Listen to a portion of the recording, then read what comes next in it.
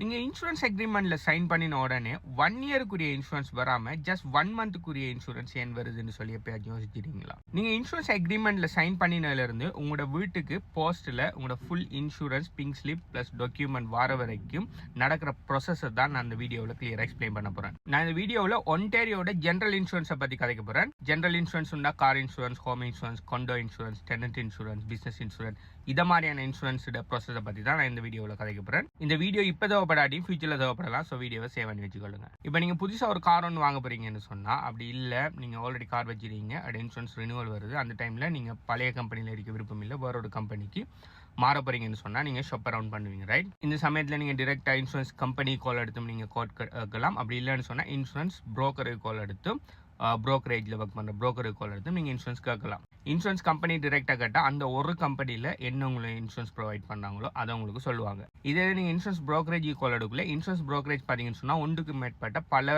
கம்பெனியெல்லாம் அவங்க பார்ட்னர்ஷிப்பில் இருப்பாங்க. So insurance broker ஒரு ஆள் கால் அடிக்குள்ள அவர் மல்டிபிள் கம்பெனிஸில் உங்களோட கோட்டை செக் பண்ணி எந்த கம்பெனியில் பெஸ்ட்டான ரிஸ்க் உங்களுக்கு என்ன தாராங்களோ அது அந்த கோட்டை உங்களுக்கு ப்ரெசென்ட் பண்ணுவார். இப்போ எங்கள்ட ப்ரோக்கரேஜ் பார்த்தீங்கன்னு சொன்னால் 30+ கம்பெனிஸோட ஒர்க் பண்ணிட்டு இருக்கோம். ஸோ இப்போ ஒரு ஆள் வந்து என்கிட்ட ஒரு இன்சூரன்ஸ் கோட் தருவான்னு சொன்னால் எங்கள்ட சிஸ்டத்தில் போட்ட உடனே 30 கம்பெனியில் செக் பண்ணி எந்த கம்பெனிஸ் பெஸ்ட்டான ரேட் தராங்கன்னு சொல்லி வரும். அதை நாங்கள் அனலைஸ் பண்ணி போட்டு அந்த கோட்டை நாங்கள் எங்கள்கிட்ட கேட்டு வந்த ஆளுக்கு நாங்கள் ப்ரெசென்ட் பண்ணுவோம். இப்போ அந்த புரோக்கரோ அந்த ஏஜென்ட்டோ தந்த கோட் உங்களுக்கு ஓகேன்னு சொன்னால் நீங்கள் என்ன சொல்லுவீங்க? ஓகே, எனக்கு இந்த கோட் ஓகேன்னு சொல்லி பைண்ட் பண்ணுறதுக்கு நீங்கள் என்ன கன்சர்ன் கொடுப்பீங்க. அப்போ அந்த புரோக்கரோ ஏஜென்ட்டோ உங்களுக்கு இமெயிலில் அந்த கோட்டை அனுப்பி உங்களுக்கு இது ஓகேன்னு கேட்பாரு. நீங்கள் எஸ் ப்ரொசீட் பண்ணுங்கன்னு சொல்லி இமெயில் கன்ஃபர்மேஷனோ இல்லாட்டி கால்லையோ எதுலையோ நீங்கள் கன்ஃபர்மேஷன் கொடுத்த உடனே அவர் என்ன பண்ணுவார்னு சொன்னால் பைண்ட் பண்ணுவார். அதாவது என்னென்ன ஏதாவது நீங்கள் விண்டர் டிஸ்கவுண்ட் எடுத்திருப்பீங்கன்னு சொன்னால் அதுக்குரிய ப்ரூஃப், அப்படி இல்லாட்டி டிரைவர் ட்ரைனிங் சர்டிஃபிகேட்டுக்குரிய டிஸ்கவுண்ட் எடுத்திருப்பீங்கன்னு சொன்னால் அதோட ப்ரூஃப், அப்படி இல்லாமல் டெலிமெட்டிக் இல்லாட்டி ஃபோன் ஆப் போகிறேன்னு சொல்லியிருப்பீங்கன்னு சொன்னால் அதுக்குரிய கன்சென்ட் ப்ளஸ் மேண்டட்டரி கவரேஜ்கள் என்னென்ன கவரேஜ் ப்ளஸ் அதை தாண்டி அடிஷனல் ஆப்ஷனல் கவரேஜ் ஏதாவது போட்டிருப்பாங்களா? உதாரணத்துக்கு ஆக்சிடென்ட் ஃபர்கியூனஸ், அப்படி இல்லைன்னு சொன்னால் கன்விக்ஷன் ப்ரொடெக்ஷன், இதை மாதிரியான இதெல்லாம் என்னென்னு சொல்லி நான் வர வீடியோஸில் கிளியராக சொல்லியிருக்கிறேன். அதை பார்க்காதாக்க இந்த பிளேலிஸ்ட்டில் இருக்கும், போய் பார்த்துக்கொள்ளுங்க. ஸோ இப்படி என்னென்ன மேண்டட்டரி கவரேஜ் எல்லாம் இருக்குது, என்னென்ன அடிஷனல் கவரேஜ் தான் போட்டுருக்கீங்க எல்லாத்தையுமே கிளியராக எக்ஸ்பிளைன் பண்ணுவாங்க. உங்களுக்கு எல்லாம் ஓகே, அந்த ப்ரைஸும் ஓகே, எல்லாம் ஓகே பர்ஃபெக்ட் சொன்னால் நீங்கள் பைண்ட் பண்ண சொல்லுவீங்க. பைண்ட் பண்ண சொன்ன உடனே நார்மலாக பார்த்தீங்கன்னு சொன்னால் ப்ரோக்கர் அந்த சிஸ்டத்தில் பார்த்தீங்கன்னு சொன்னால் அந்த டீட்டெயில்ஸ் எல்லாத்தையும் அப்லோட் பண்ணி என்ன டாக்குமெண்ட்டை க்ரியேட் பண்ணி முதலாவது ப்ரோக்கர் சைன் பண்ணுவார். அதுக்கு பிறகு யார் கஸ்டமருக்கு சைன் பண்ணுறதுக்கு இமெயில் வரும். அந்த இமெயிலை நீங்கள் கிளிக் பண்ணி எல்லா டீட்டெயில்ஸையும் நல்லா ப்ராப்பராக அனலைஸ் பண்ணி போட்டு நீங்கள் சைன் பண்ணின அடுத்த நிமிஷம் பார்த்தீங்கன்னு சொன்னால் எங்களோட ப்ரோக்கரேஜில் ஆட்டோமேட்டிக்காகவே உங்களோட டெம்பரரி பிங்க் ஸ்லிப் பார்த்தீங்கன்னு சொன்னால் உங்களுக்கு இமெயிலே வந்துடும். நீங்கள் சைன் பண்ணினா அடுத்த செகண்ட் வரும். இந்த டெம்பரரி பிங்க் ஸ்லிப் பார்த்தீங்கன்னு சொன்னால் நீங்கள் எப்போ சைன் பண்ணீங்க, அதாவது இன்சூரன்ஸோட எஃபெக்டிவ் டேட் எப்போயோ அதிலிருந்து ஆல்மோஸ்ட் 1 மந்த், அப்படி சில இன்சூரன்ஸ் கம்பெனிஸ் 1 மந்த்தை விட கொஞ்சம் 2 நாள் 3 நாள் கூட. ஓகே, நார்மலாக பார்த்தீங்கன்னு சொன்னால் 30 நாளைக்கு தான் இந்த டெம்பரரி பிங்க் ஸ்லிப்பை தருவாங்க. இப்போ ப்ரோக்கரேஜுங்கிறது இன்சூரன்ஸ் கம்பெனி இல்லை, இன்சூரன்ஸ் கம்பெனி தான் அவங்களோட ரிஸ்க்கை பொறுப்பெடுப்பாங்க. அதாவது எதிர்காலத்தில் ஏதோ ஒன்று உங்களோட காருக்கோ உங்களோட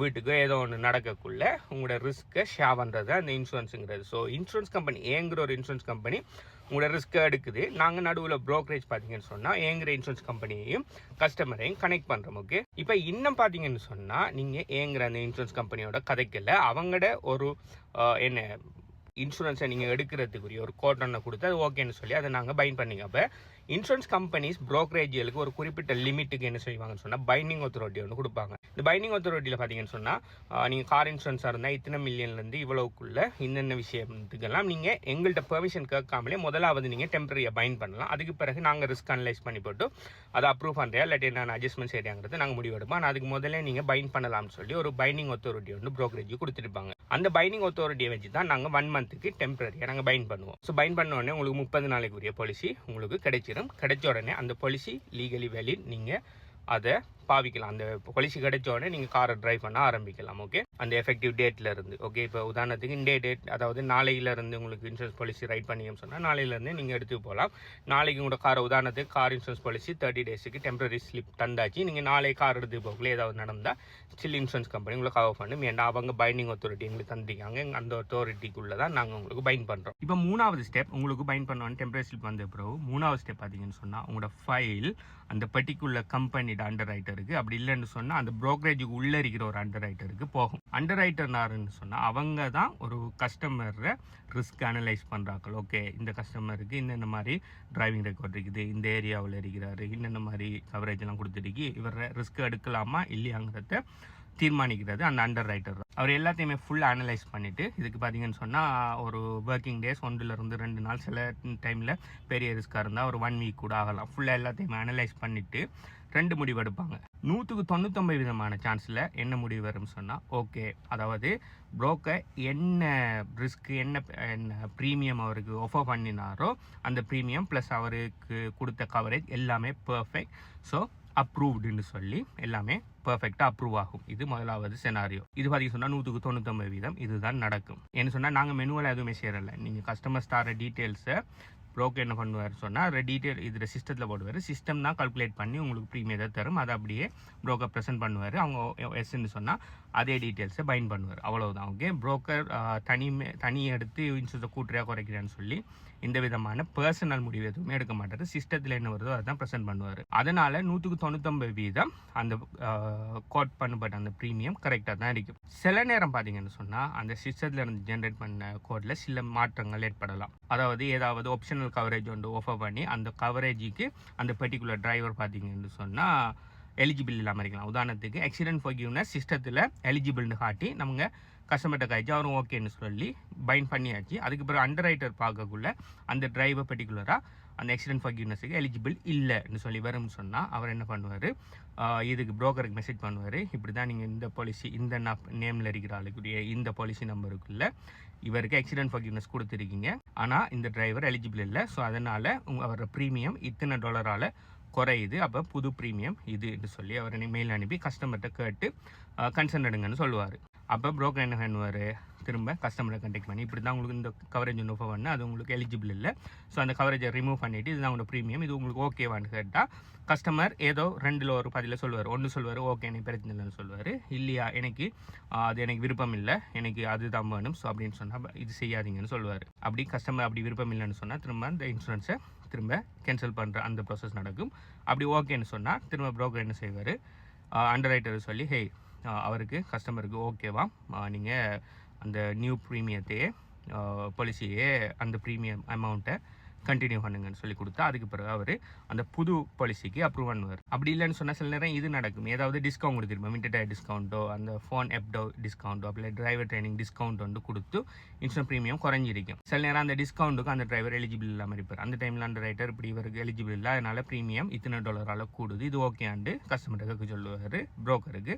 ப்ரோக்கர் திரும்ப கஸ்டமர்கிட்ட கதைச்சிட்டு அவங்க எஸ்ன்னு சொன்னால் ஓகே, இல்லைன்னு சொன்னால் நோ, அதை கம்யூனிகேட் பண்ணி ஃபைனலாக ஒரு முடிவுக்கு வருவாங்க. 199% நாட்களுக்கு கொடுத்த அதே ப்ரீமியம் ஓகே ஆகும். இப்படி ஓகே ஆகின உடனே அவங்களோட 1 இயருக்குரிய பாலிசி டாக்குமெண்ட் பில்லிங் ஸ்லிப் எல்லாம் அவங்களோட போஸ்ட்டில் அனுப்புவாங்க. ப்ளஸ் எங்களுக்கும் சாஃப்ட் காப்பி எங்களோட போர்ட்டல் அவைலபிளாக இருக்கும், அதையும் நாங்கள் இமெயில் பண்ணுவோம். அப்படி இல்லைன்னு சொன்னால் மாற்றம் ஏதாவது இருந்தால் மாற்றத்தை இப்படி போட்டு அதுக்குரிய அந்த அட்ஜஸ்ட்மெண்ட்டை செஞ்சு இதை ஒரு $10-20 டிஃப்ரெண்ட்டில் அதை திரும்ப அவங்க கஸ்டமர்ஸ் ஓகே சொன்னால் பைண்ட் பண்ணி அனுப்புவாங்க. ப்ளஸ் அந்த நியூ ப்ரீமியம் அண்ட் நியூ டீட்டெயில்ஸோட அவங்களுக்கு போஸ்டலில் இந்த டீட்டெயில்ஸ் போகும், சாஃப்ட் காப்பி மாதிரி அதையும் அனுப்புவோம். இப்போ உங்களுக்கு கொஸ்டின் வந்துட்டீங்க, அப்போ எல்லா டைம்லேயுமே இப்படின்னா எங்களுக்கு டெம்ப்ரரியாக ஃபஸ்ட்டுக்கு நாங்கள் ப்ரோக்கர் தார அந்த கோட் அண்டர் ரைட்டரில் மாறுபடுமான்னு கேட்பீங்கன்னு சொன்னால் 199% டைமில் அது மாறுபடாது, அநேகமாக மாறுபடாது. எப்பயாச்சும் ஒரு ஹை ரிஸ்க் சுச்சுவேஷன் ஒன்று இல்லை, ஏதோ ஒரு சுச்சுவேஷனில் அது மாறுபடும். என் பர்சனல் எக்ஸ்பீரியன்ஸில் நான் இவ்வளோ காலத்துக்கு ரைட் பண்ணின பாலிசியில்